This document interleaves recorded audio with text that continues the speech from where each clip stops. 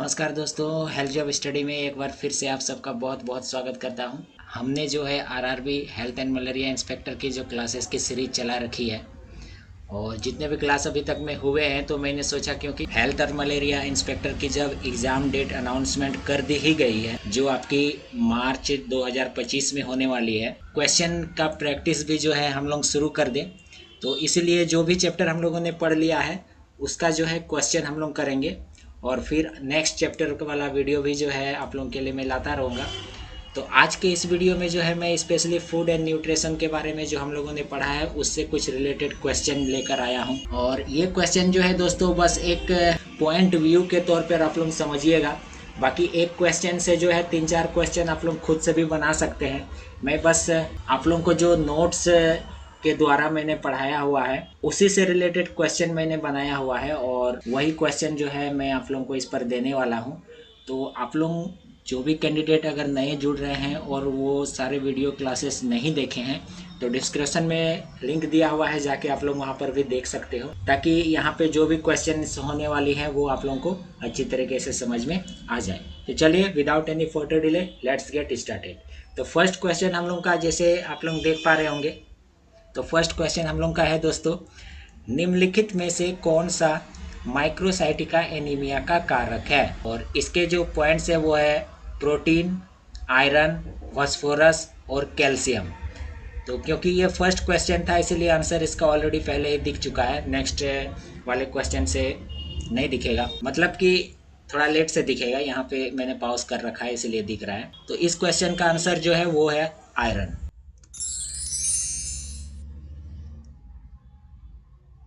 रक्त के जमाव के लिए कौन सा विटामिन आवश्यक है। Vitamin A, vitamin B, vitamin D या विटामिन के। और इसका सही जवाब है विटामिन के। 12 महीने के बच्चे के लिए आदर्श वजन क्या है, यानी 12 मंथ्स के बच्चे के वजन जो है कम से कम कितना होना चाहिए। 5 केजी, 10 केजी, 15 केजी और 20 केजी। तो इनमें से जो सही आंसर राइट आंसर है वो है 15 केजी, यानी 12 महीने के बच्चे के लिए जो है कम से कम 15 किलो का वजन होना चाहिए। नेक्स्ट क्वेश्चन है, राष्ट्रीय पोषण सप्ताह कब मनाया जाता है। 1 से 7 सितंबर, 1 से 10 सितंबर, 7 से 14 अक्टूबर या 1 जून। और इसका सही आंसर जो है वो है राष्ट्रीय पोषण सप्ताह 1 से 7 सितंबर तक मनाया जाता है।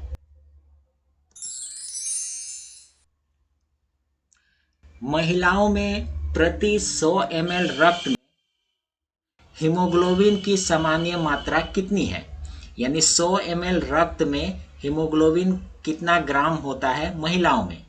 14 ग्राम्स, 10 ग्राम्स, 18 ग्राम्स और 20 grams. And right answer is 14 grams, यानी महिलाओं के प्रत्येक 100 ml रक्त में जो है कम से कम 14 ग्राम हीमोग्लोबिन होना चाहिए।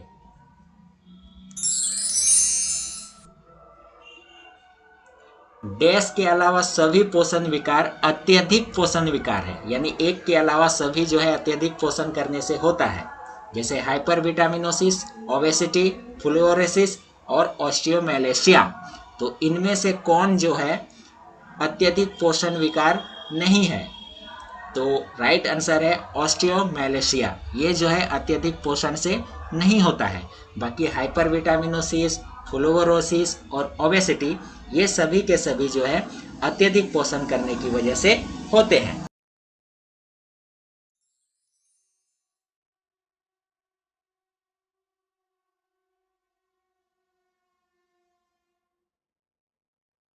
नेक्स्ट क्वेश्चन है, वसा में तेलों का क्या परसेंट है जिसे आहार में शामिल किया जाना चाहिए। 15 से 30%, 25 से 30%, 12 से 15% या 30 से 35%। तो इसकी जो है राइट आंसर होगी वो है 15 से 30%, यानी जितना आहार हम लोग लेते हैं उसमें प्रत्येक दिन कम से कम 15 से 30% तक ही जो है वसा शामिल होना चाहिए।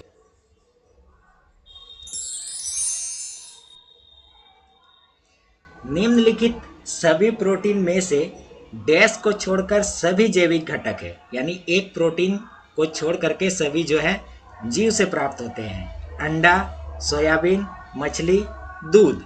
अंडा तो मुर्गी से जीव है, मछली भी जीव है, और दूध गाय से आती है या जो भी एनिमल से आते हैं। तो इसीलिए ये तीनों नहीं होगा। राइट आंसर जो होगा सोयाबीन, ये जो है जीव से प्राप्त नहीं होता है, इसीलिए यहाँ पे क्या हो जाएगा आंसर सोयाबीन। निम्नलिखित में से कौन सा समीपवर्ती सिद्धांत है सिवाय एक को छोड़कर? यानी तीन जो है समीपवर्ती सिद्धांत पर आधारित होंगे, लेकिन एक जो है नहीं होगा। वो कौन सा है? प्रोटीन, वसा, विटामिन खनिज या कार्बोहाइड्रेट्स? तो इसमें से जो सही आंसर होगा वो है खनिज विटामिन। खनिज विटामिन जो है वो समीपवर्ती सिद्धांत पर आधारित नहीं होता है।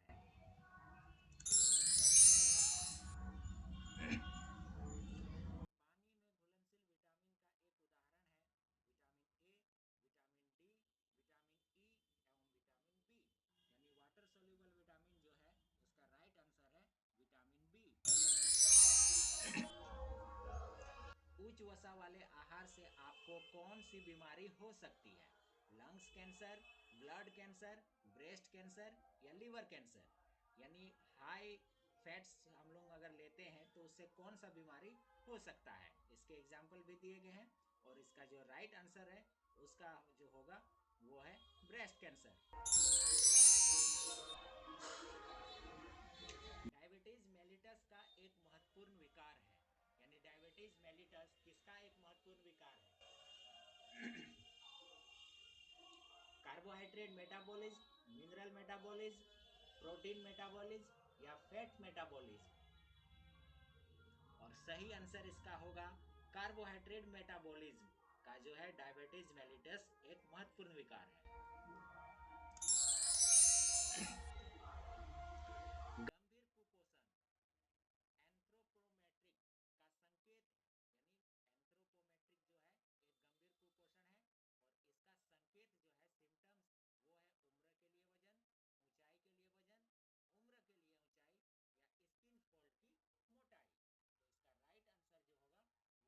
ऊंचाई के लिए वजन, उम्र के लिए ऊंचाई या स्किन फोल्ड की मोटाई? तो इसका राइट आंसर जो होगा वो है ऊंचाई के लिए वजन। ये जो है एक सिम्टम्स है एंथ्रोपोमेट्रिक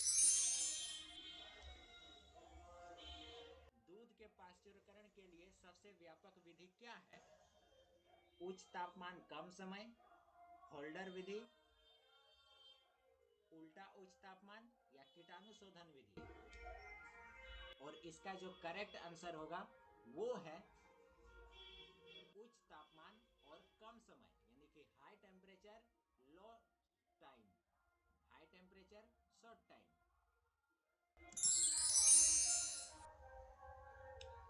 HTST यानी कि हाई टेम्परेचर शॉर्ट टाइम विधि किसके लिए उपयोग किया जाता है? पहला, पानी की शुद्धि के लिए, दूध का पाश्चुरीकरण के लिए, वायु की शुद्धि के लिए या जीवाणु मुक्त कपास के लिए? और इसका जो राइट आंसर होगा वो है दूध का पाश्चुरीकरण के लिए, यानी high temperature short time method का उपयोग दूध का पाश्चुरीकरण के लिए किया जाता है। ऊर्जा का मुख्य स्रोत क्या है? तो ऊर्जा का मुख्य स्रोत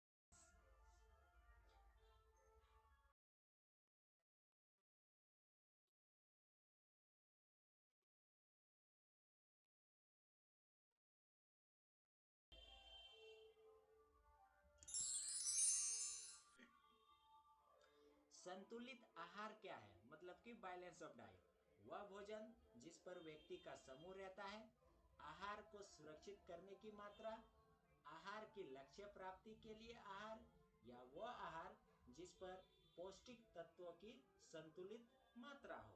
और सही आंसर जो है वो है आपका वह आहार जिस पे पौष्टिक तत्वों की संतुलित मात्रा मौजूद हो, वो संतुलित आहार कहलाता है, यानी बैलेंस ऑफ डाइट होता है। कौन सा विटामिन केवल पशु मूल के भोजन से प्राप्त होता है, यानी वो विटामिन बताना है जो केवल जानवरों या पशुओं से प्राप्त होता है, जैसे कि thiamine, vitamin B6, vitamin C या विटामिन 12। इन सभी में जो सही आंसर होगा वो है विटामिन B12। केवल विटामिन B12 भी जो है पशु मूल के भोजन से प्राप्त किया जाता है, ये जो है वनस्पति जगह से प्राप्त नहीं होता है।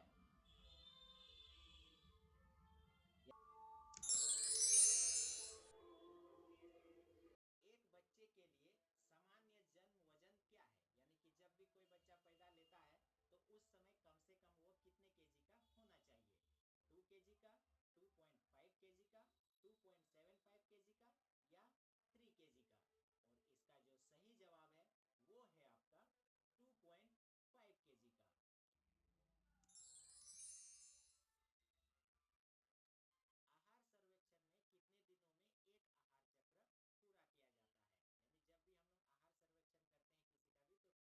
तक में जो है एक चक्र पूर्ण होता है?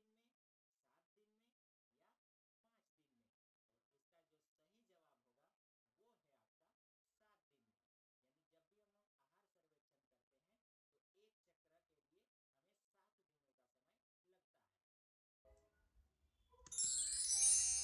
हमें 7 दिनों का समय लगता है। कुपोषण की समस्या को हल करने का सबसे महत्वपूर्ण उपाय क्या है? पोषण संबंधित निगरानी करना, स्वास्थ्य शिक्षा देना, पोषण पूरकता यानी कि पोषण को पूर्ण करना, या फिर खाद्य उत्पादन। तो इनमें से सबसे जरूरी उपाय कुपोषण की समस्या को हल करने का है वो है हेल्थ एजुकेशन यानी कि स्वास्थ्य शिक्षा।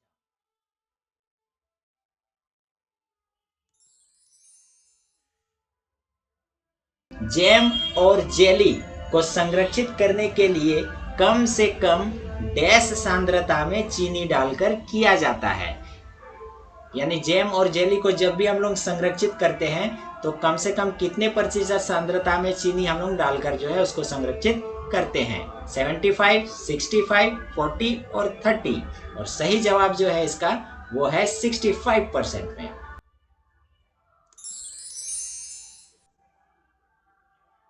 होल्डर विधि के द्वारा निम्नलिखित में से किसका उपयोग दूध को गर्म करने के लिए किया जाता है?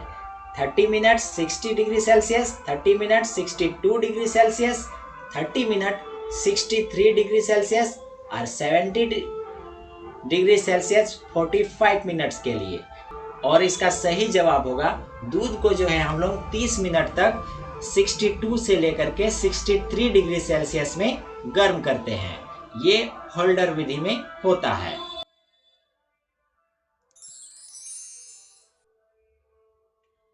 हाई टेम्परेचर शॉर्ट मेथड में कितने तापमान और समय का उपयोग किया जाता है? 30 डिग्री सेल्सियस 30 मिनट्स के लिए, 72 डिग्री सेल्सियस 15 सेकेंड्स के लिए, 30 डिग्री सेल्सियस 15 सेकेंड्स के लिए या 72 डिग्री सेल्सियस 45 मिनट्स के लिए? और राइट आंसर जो होगा वो है आपका 72 डिग्री सेल्सियस 15 सेकेंड्स के लिए।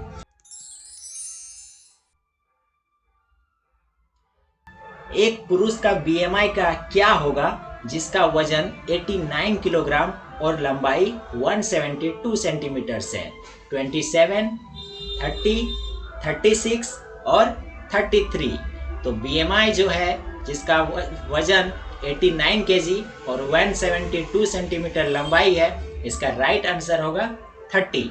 BMI का मैंने फॉर्मूला भी दे रखा है दोस्तों, आप लोग देखिएगा यहाँ पे तो 89 केजी और 172 सेंटीमीटर्स दिए हुए हैं। तो क्वेश्चन जरूरी नहीं है कि यही आएगा, इसका चेंज हो सकता है नंबर्स, इसीलिए मैंने फॉर्मूला यहाँ पे दे रखा है कि BMI यानी कि body mass index equal to weight by height होता है।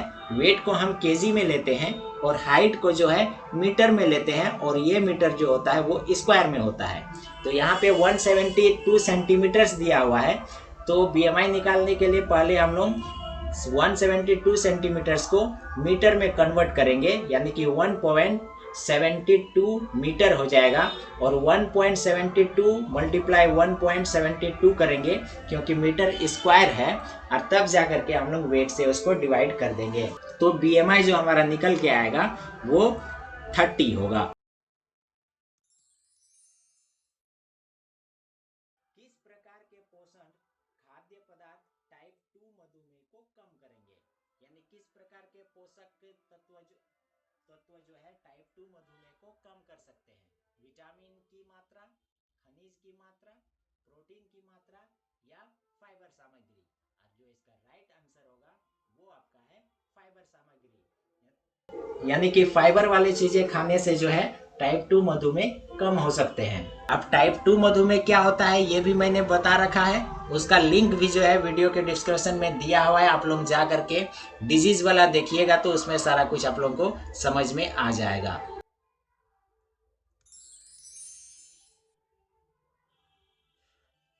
किस पोषक तत्व की कमी के कारण रोग पेलाग्रा होता है, यानी इनमें से कौन सा पोषक तत्व हमारे शरीर में कम हो जाएगा जिससे हमें डिजीज पेलाग्रा हो जाएगा।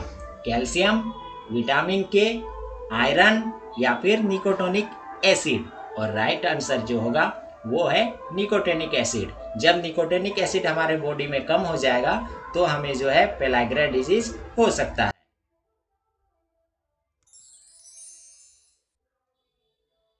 आंवला किस विटामिन से समृद्ध है। आंवला में जो है कौन सा विटामिन पाया जाता है।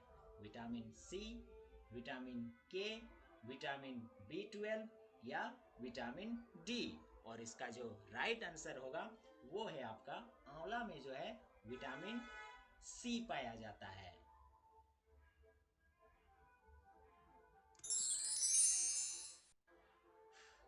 किस खाद्य सामग्री में संतृप्त वसा होती है, यानी यहाँ पे जितने भी खाद्य सामग्री दी हुई है उनमें जो है किसमें संतृप्त वसा पाया जाता है। गेहूं में, सेब में, नारियल में या आलू में। तो इनमें से जो सही जवाब होगा वो है नारियल में, यानी नारियल में जो है संतृप्त वसा पाई जाती है।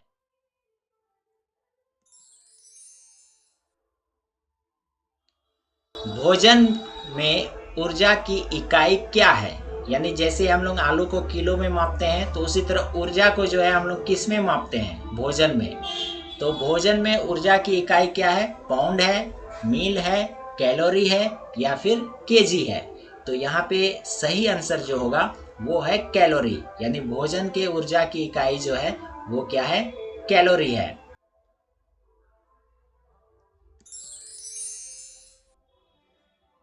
भोजन से हमें क्या प्राप्त होता है।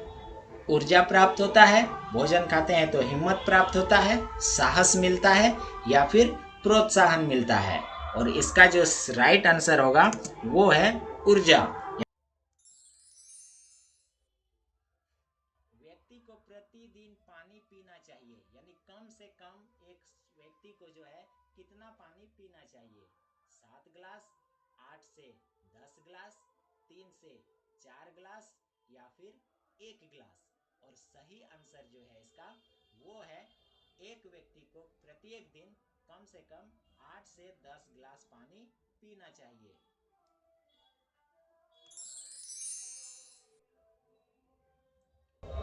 निम्न में से कौन सा पौष्टिक तत्व नहीं है, यानी कि इनमें से कौन सा पोषक तत्व यानी कि न्यूट्रिएंट्स नहीं है। यहाँ पौष्टिक हो गया है, आप लोग पोषक पढ़िएगा, ठीक है।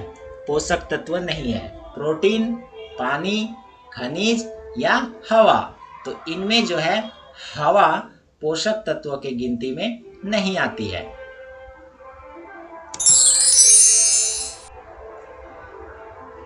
निम्न में से दीर्घकालिक रोग नहीं है, यानी कि इनमें से कौन सा क्रोनिक डिजीज नहीं है? मधुमेह, तपेदिक, खसरा, उच्च रक्तचाप यानी कि हाई ब्लड प्रेशर। तो इनमें से जो क्रोनिक डिजीज नहीं है वो है खसरा। खसरा जो होता है लंबे समय तक नहीं होता है, ये एक्यूट डिजीज में आता है।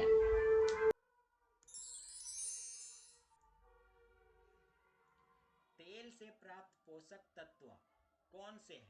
यानी तेल से कौन कौन से पोषक तत्व प्राप्त होते हैं? प्रोटीन प्राप्त होते हैं, वसा प्राप्त होते हैं, कैल्शियम प्राप्त होते हैं, या ये सभी के सभी पोषक तत्व प्राप्त होते हैं? तो सही आंसर जो होगा वो है वसा। तेल से हमें वसा मिलता है, फैट्स मिलते हैं।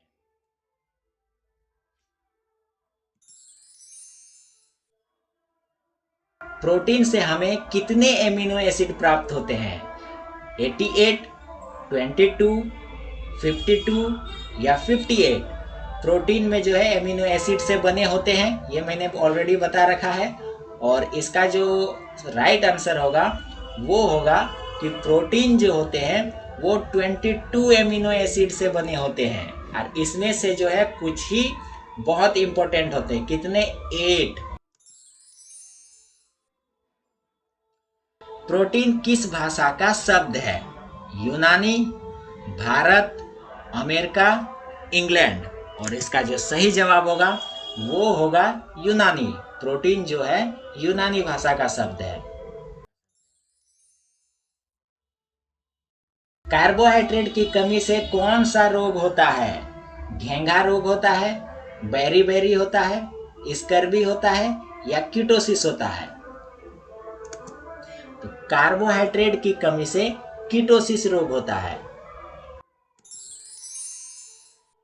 नेक्स्ट है, कार्बोहाइड्रेट की अधिकता से किस रोग को जन्म देती है? मधुमेह, मोटापा, मधुमेह और मोटापा दोनों, या फिर कीटोसिस? और जो राइट आंसर इसका होगा वो है आपका, यानी कि मधुमेह भी होता है और मोटापा भी होता है।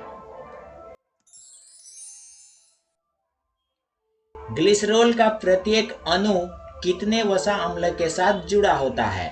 यानी ग्लिसरॉल का प्रत्येक अणु वसा अम्ल से जुड़े होते हैं, तो कितने वसा अम्ल से जुड़ा होता है? 1, 3, 5 और 0। तो इसका राइट आंसर जो होने वाला है वो है आपका, ग्लिसरॉल का प्रत्येक अणु जो है 3 वसा अम्ल से जुड़े होते हैं।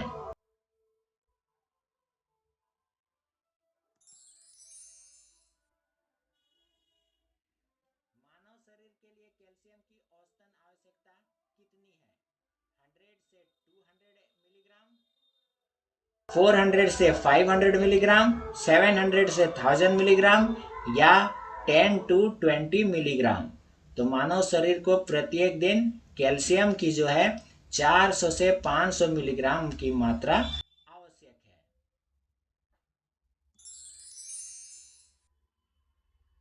है। जिन पोषकों की आवश्यकता शरीर को ज्यादा है उसे क्या कहते हैं? यानी जिन पोषक तत्वों की आवश्यकता हमारे शरीर को अधिक पड़ती है उसे क्या कहते हैं? मैक्रोन्यूट्रिएंट्स,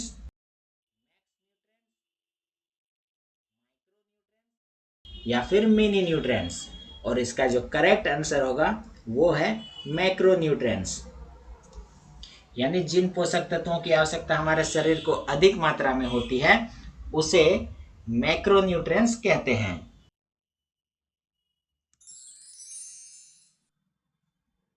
जो बीमारी लंबे समय तक रहे उसे किस प्रकार का बीमारी कहा जाता है?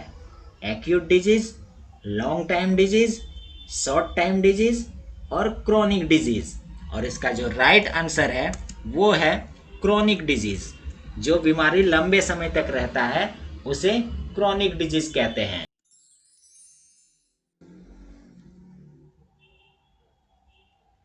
नेफ्रेटिक्स रोगी को डैश का दूध दिया जाना चाहिए? गाय का, भैंस का, बकरी का, या अमूल का? बहुत ही इजी क्वेश्चन है दोस्तों। नेफ्रेटिक्स रोगी को जो है बकरी का दूध दिया जाना चाहिए। गर्भवती के लिए डैश कैलोरी की भोजन आवश्यक है, यानी जो गर्भवती महिलाएं होती हैं उनको कम से कम डेली कितनी कैलोरी की भोजन लेनी चाहिए? 2800 से 3200, 1100 से 1300, 1800 से 2200 या 400 से 800 कैलोरी। जो राइट आंसर होगा वो है 2800 से 3200 कैलोरी का भोजन जो है प्रत्येक दिन एक गर्भवती महिला को लेनी चाहिए।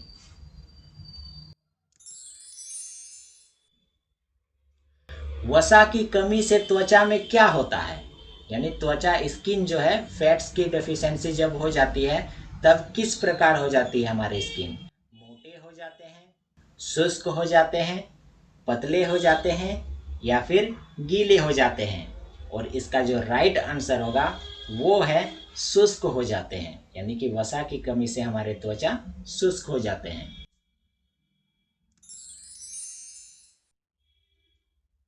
व्यर्थ पदार्थों को डैश भी कहा जाता है, यानी जो व्यर्थ पदार्थ होते हैं वनस्पति जगत में उसे क्या कहा जाता है? सेल्यूलोज, संचित आहार, प्रोटीन या अपशिष्ट? और इसका जो करेक्ट आंसर होगा जो वनस्पति जगत के व्यर्थ पदार्थ होते हैं उसे सेल्यूलोज कहा जाता है।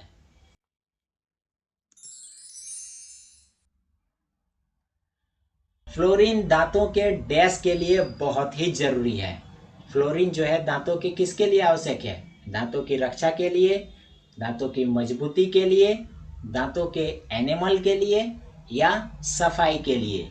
तो सही आंसर जो होगा वो है फ्लोरीन दांतों के एनिमल के लिए जो है बहुत ही जरूरी है।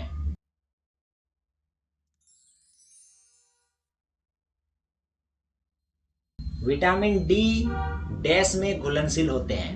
विटामिन डी जो है किस में घुलनशील होते हैं? पानी में, दूध में, वसा में या मिनरल्स में? तो इनका जो करेक्ट आंसर होगा वो है विटामिन डी वसा में घुलनशील होते हैं। वसा में घुलनशील विटामिन नहीं है, यानी यहाँ पे जो भी विटामिन के एग्जाम्पल्स दिए गए हैं उनमें से कौन सा ऐसा विटामिन है जो वसा में घुलनशील नहीं है? विटामिन डी, विटामिन के, विटामिन बी या फिर विटामिन ई? और राइट आंसर जो है इसका विटामिन बी। विटामिन बी जो है वो वाटर सोल्यूबल होता है, ये फैट सोल्यूबल नहीं होता।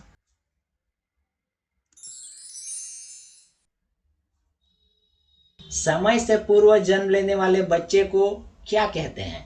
जो नॉर्मली 9 मंथ में होते हैं जन्म, लेकिन अगर उससे पहले हो गया तो वैसे बच्चे को हम लोग क्या कहेंगे?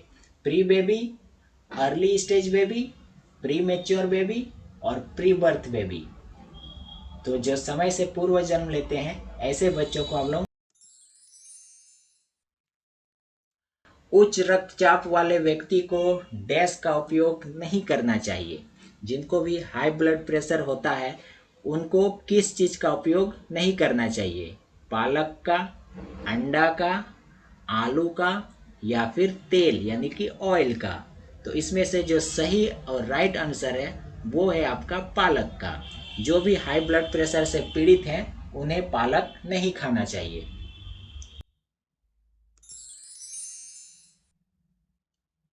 सबसे अधिक आवश्यक प्रोटीन की संख्या क्या है? हम लोगों ने जाना कि प्रोटीन 22 एमिनो एसिड से मिले होते हैं, उनमें से कितने आवश्यक होते हैं? 22, 8, 21 या 12? और राइट आंसर जो है इसका सबसे अधिक आवश्यक प्रोटीन की संख्या 8 है।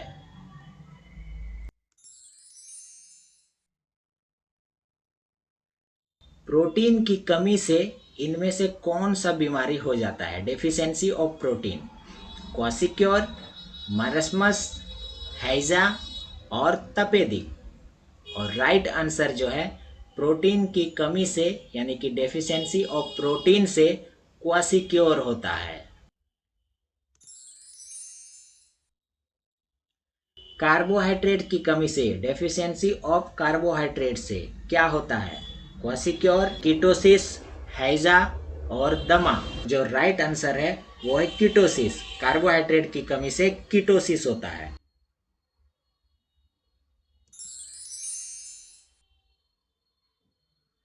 वसा की कमी से क्या होता है?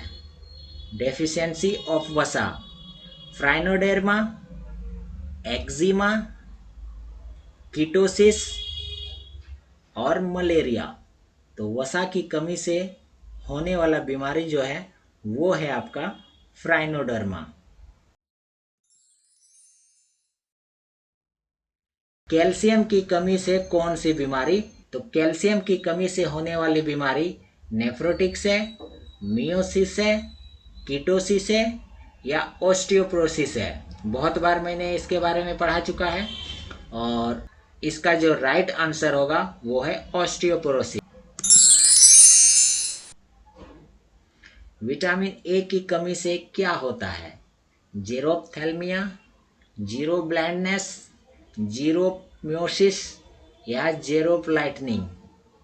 तो इसका जो राइट आंसर होगा वो है आपका विटामिन ए की कमी से जेरोप्थेल्मिया होता है।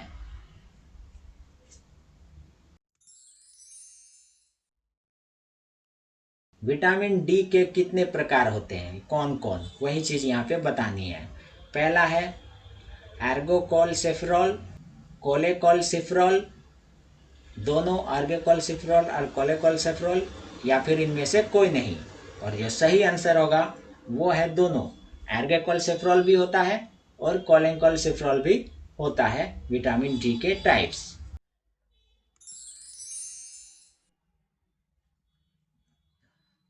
विटामिन बी1 को डैश कहा जाता है, यानी विटामिन बी1 को और किस नाम से जाना जाता है? थायमिन, साइनोकोब्लामिन, रिबोफ्लाविन या पैरिडॉक्सिन। तो इसका जो सही जवाब होगा विटामिन बी1 को थायमिन के नाम से भी जाना जाता है।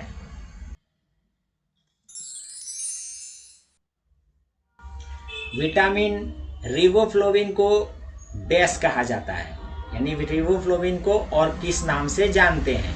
B1, B6, B12 या B2। तो विटामिन रिबोफ्लाविन को जो है हम लोग B2 के नाम से भी जानते हैं। पैरिडॉक्सिन को डैश भी कहा जाता है। पैरिडॉक्सिन को और किस नाम से जानते हैं? पहला है ऑप्शन B1, B6, B12 और B2। और राइट आंसर है पैरिडॉक्सिन को हम लोग B6 के नाम से भी जानते हैं।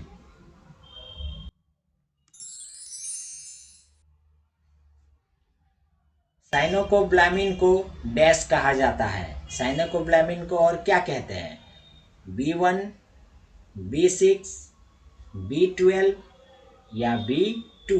तो साइनोकोब्लामिन को हम लोग B12 के नाम से भी जानते हैं।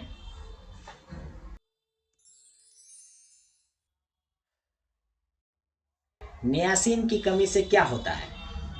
तो नियासिन की कमी से सिजनोफेरिया होता है, ट्यूबरक्लोसिस होता है, एनीमिया होता है या पर्निशियस एनीमिया होता है। तो राइट आंसर इसका जो है नियासिन की कमी से सिजनोफेरिया होता है, जिसको हम लोग भूलने की बीमारी के नाम से भी जानते हैं।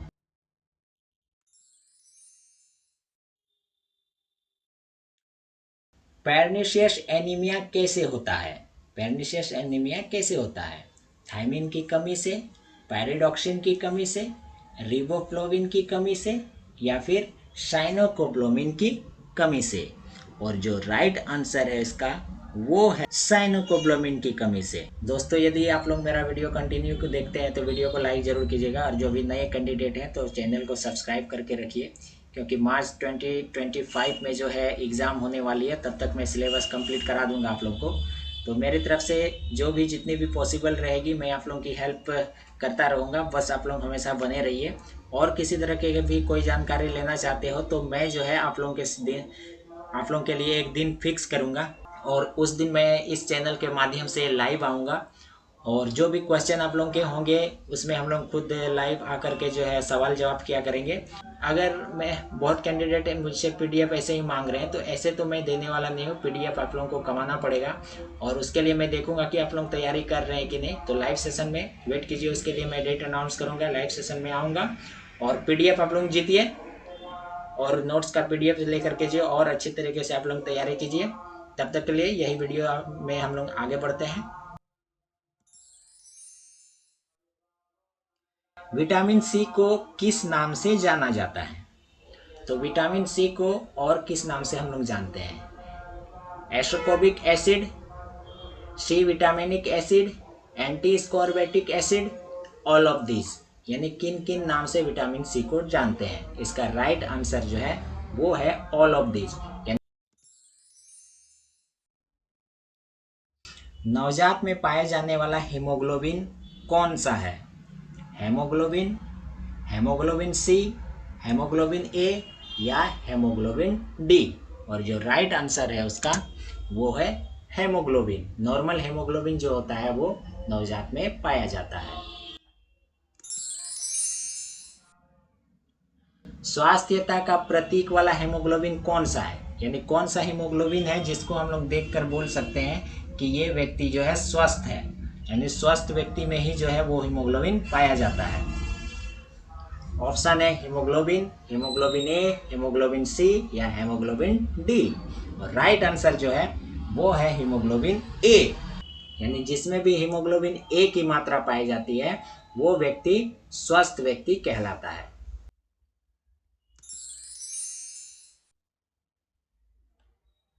बीमारी का प्रतीक का हीमोग्लोबिन कौन सा है? सेम ऑपोजिट क्वेश्चंस है।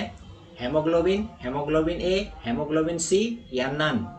और जो राइट आंसर है वो है आपका हेमोग्लोबिन सी। यानी जिस पे भी हेमोग्लोबिन सी का प्रकार पाया जाता है उसे माना जाता है कि वो व्यक्ति रोगग्रस्त है। सी के साथ साथ और कई टाइप्स होते हैं जो हम लोग आगे देखने वाले हैं इसी वीडियो में।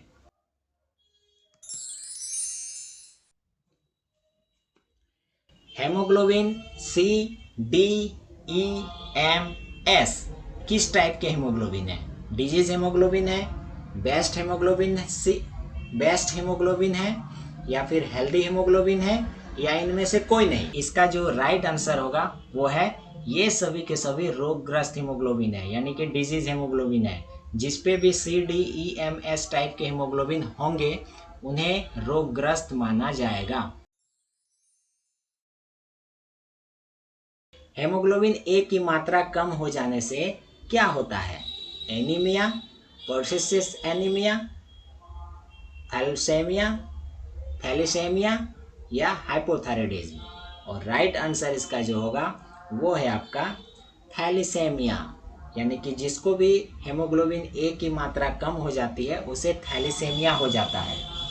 और ये थैलेसेमिया जो है बहुत ही खतरनाक बीमारी होता है। इस पे जो है खून बनना शरीर में बंद हो जाता है। प्रत्येक दिन भी हो सकता है, यानी बीमारी किस स्टेज पे है उसके अनुसार प्रत्येक दिन ब्लड चढ़ाया जा सकता है, वीक में या मंथ में। जैसी बीमारी है कि स्टेज है उसके हिसाब से जो है ब्लड इस पे लेना पड़ता है। शरीर में जो है खून बनाना बंद कर देता है। रिक्वायरमेंट ऑफ आयोडीन, यानी कि प्रत्येक दिन एक व्यक्ति को कितने ग्राम आयोडीन की जरूरत पड़ती है? ऑप्शन है 100 to 130 milligram per day, 25 to 50 milligram per day, 50 to 100 milligram per day या 100 to 200 milligram per day. And the right answer is 100 to 130 milligram per day iodine की रिक्वायरमेंट एक स्वस्थ व्यक्ति को प्रत्येक दिन पड़ती है।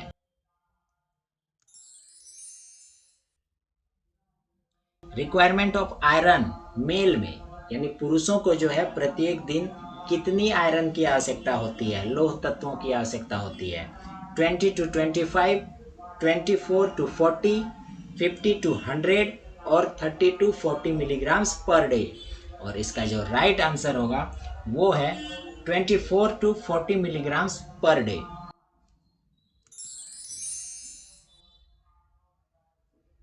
Requirement of iron female, female में जो है आयरन की कितनी मात्रा की आवश्यकता, और ऑप्शन है 20 to 25, 50 to 100, 24 to 40 और 30 to 40 मिलीग्राम्स पर डे। तो फीमेल में जो है आयरन की 30 to 40 मिलीग्राम्स पर डे की आवश्यकता होती है।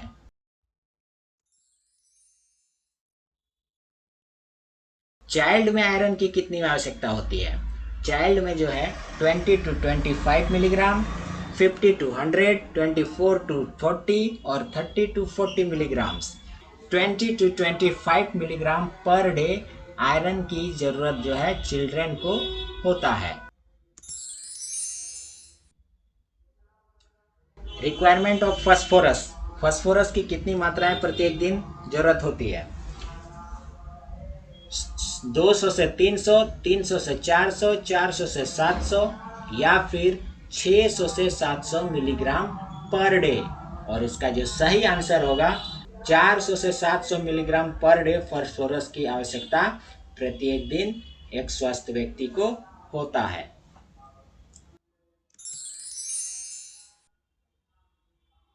रिक्वायरमेंट ऑफ पोटेशियम, जो 14 साल से ऊपर के हैं उनके लिए कितनी मात्राएं जरूरत होती है पोटेशियम की?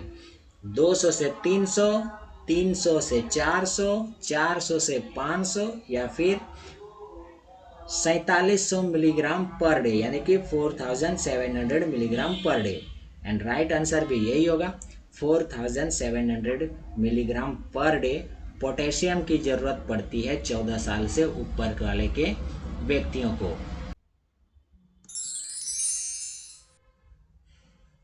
दूध पिलाने वाली माताओं को कैल्शियम की कितनी मात्रा की आवश्यकता होती है? 200 से 300, 700 से 1000, 400 से 700 या 4700। राइट आंसर जो होगा 700 से 1000 मिलीग्राम पर डे दूध पिलाने वाली माताओं को कैल्शियम की आवश्यकता होती है। जीवों से प्राप्त खाद्य सामग्री कितने तरह के होते हैं? यानी जीवों से जो है हम लोग कैसे भोजन प्राप्त करते हैं? डायरेक्ट वेज, इनडायरेक्ट वेज, दोनों, या फिर इनमें से कोई नहीं। और जो सही आंसर है वो है दोनों, यानी कि जीवों से हम लोग डायरेक्ट भी प्राप्त करते हैं, डायरेक्ट मीट मछली खाते हैं, और इनडायरेक्ट रूप से भी प्राप्त करते हैं, अंडा दूध वगैरह।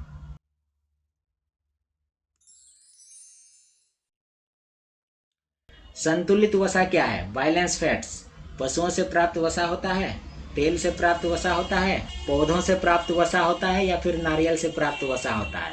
तो करेक्ट आंसर जो होगा इसका वो है पशुओं से प्राप्त वसा को हम लोग संतुलित वसा बोलते हैं।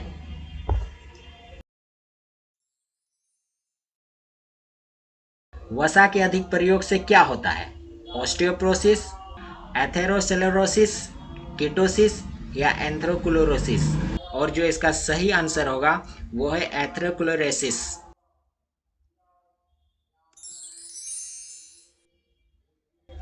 मक्का में उपस्थित प्रोटीन की कितनी मात्राएं होती हैं? यानी मक्का में कितनी मात्राएं प्रोटीन मौजूद होती हैं? 11.1, 10.4, 43.2 या 13.3? And right answer is 11.1। गर्भवती महिलाओं को दूर रहना चाहिए किससे? रोगों से, व्यक्तियों से, धूम्रपान से या फिर जानवरों से? तो सही आंसर हो जाएगा धूम्रपान से। संतुलित आहार में कार्बोहाइड्रेट का कितना % होना चाहिए? यानी हम लोग जो संतुलित आहार खाते हैं उसमें कार्बोहाइड्रेट की कितनी मात्राएं होनी चाहिए? 40 से 50%, 60 से 75%, 20 से 30% या फिर 10 से 20%? सही आंसर होगा संतुलित आहार में कार्बोहाइड्रेट की 60 से 75% मात्राएं होनी चाहिए। लीवर सिरोसिस के रोगी को कौन सा पोषक तत्व कम लेना चाहिए?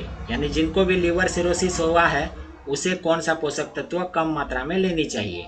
वसा, प्रोटीन, खनिज या कैल्शियम? और जो सही आंसर होगा वो है प्रोटीन। आरडीए का फुल फॉर्म क्या होता है? Right dietary allowance, routine dietary allowance, recommended dietary allowance या राइट डेली अलावेंस? और जो करेक्ट आंसर इसका होने वाला है आरडीए का फुल फॉर्म वो है रिकमेंडेड डाइटरी अलावेंस।